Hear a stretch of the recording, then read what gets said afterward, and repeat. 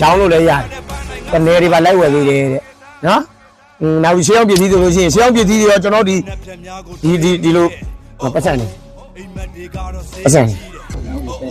နော်အုပ်လိုက်တွေပဲဟလာအုပ်လိုက်ချက်ချွတ်တွေနော်အဲ့ဒါတွေအပြင်ကိုနောက်တဲ့ကျွန်တော်တို့ငွေတွေ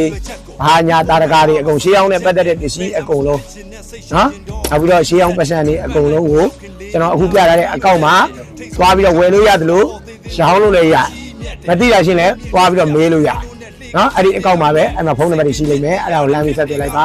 ကျွန်တော်ဒီမှာတော့လာမွေပါနဲ့ကျွန်တော်လည်းမပြောတတ်ဘူးရောင်းလည်းမရောင်းတတ်ဘူးနော်မေးလည်းမမေးနဲ့ဘာမှမသိဘူးဒါအလေးတွေတော့သိတယ်နာအနီးကပြပေးလိုက်ပါဒါကတော့သူရောင်းပြီးသွားပြီတဲ့ဒါလေးမပါဘူးဒါလေးကတသိန်းပြန်ရောင်းမယ်ဆိုရင်သူက8000ပေးတယ်နော်ဒီလိုပတ်သက်လေးလည်းဝယ်အများကြီးပဲဝယ်တော့ရှေးအောင်ပြင်စီနဲ့ပတ်သက်ပြီးအများကြီးဝယ်တယ်ဒါလိမ့်စာကတော့ကျွန်တော်လိုက်မြို့နေနော်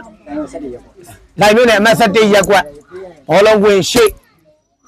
โอเคကျေးဇူးတင်ပါတယ်